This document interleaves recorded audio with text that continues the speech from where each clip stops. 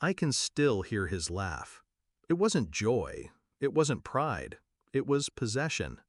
The day I walked into the living room, papers in my hand, heart pounding with the triumph of years of sacrifice, I thought I'd finally done it.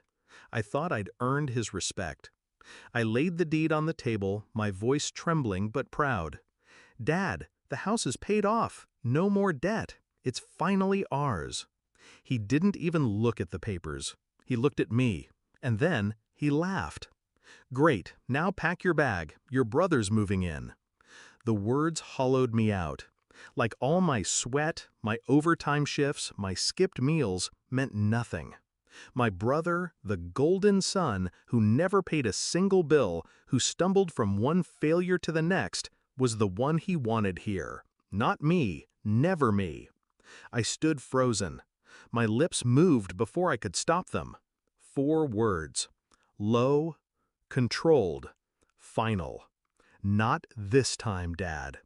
His smile faltered, just slightly, but I saw it, and in that instant, I knew. The game had changed. It wasn't the first time he'd done it.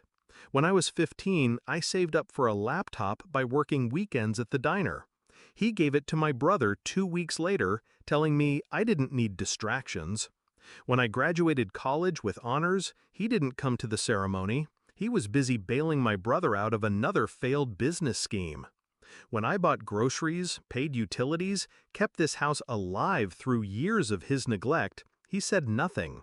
But the moment my brother stumbled through the door, he opened the fridge like it was a royal banquet. That house was my prison, my responsibility, my legacy.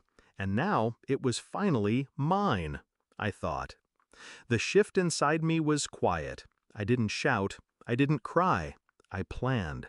I stayed in my room that night, listening to him chuckle on the phone, no doubt telling my brother the good news. My chest was tight, but my mind razor sharp. The deed was in my name, solely mine. Every payment traceable, every receipt undeniable. The law was on my side, even if he never was. He thought control was permanent, that I'd always bend, always yield. He forgot the years I spent learning silence, not as surrender, but as strategy. So I gathered what mattered: documents, keys, evidence. I waited for dawn. The next morning, he woke up to silence. No clatter of breakfast, no hum of the kettle, just silence. When he opened the front door, he saw it taped there. Notice of eviction. Signed by me. Filed legally. Stamped by the county clerk the week before. Because I knew. I knew he'd try this. I knew someday he'd push too far. His face turned white. The house he thought he owned, the house he believed was his empire. It wasn't his. It was never his. He stormed into my room, fists trembling. "What is this? You can't do this. This is my house." I looked him dead in the eye, calm. "No, Dad, it was never yours. You lost that the day you treated me like a tenant in my own life." He sputtered, his words cracked, powerless. For the first time, I wasn't the child in that conversation. He was. I told him he had 30 days to leave. My voice didn't shake, and for once, he listened. The weeks that followed were surreal. My brother called, furious, spewing venom down the line. "How could you do this to Dad, to me?" I didn't respond. I didn't need to. Instead, I walked through the house at night, barefoot on the hardwood floors, breathing in the silence I had bought with my own blood. Every corner whispered freedom. Every room hummed with justice. And I thought about how betrayal doesn't always come from strangers. Sometimes it comes from the man who taught you to ride a bike, the one you hoped would say he was proud. But betrayal cuts deeper when it's family, because you spend years thinking love will save you, until you realize respect is the only currency worth anything. The day he finally left, suitcase in hand, he didn't meet my eyes.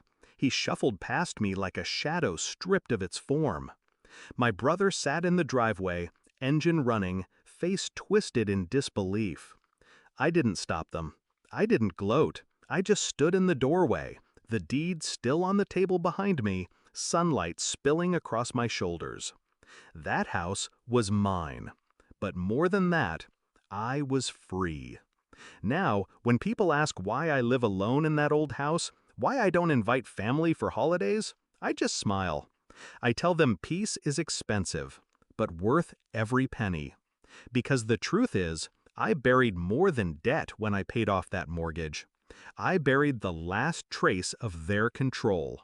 And when I whisper those 4 words to myself, "Not this time, Dad," I feel nothing but power.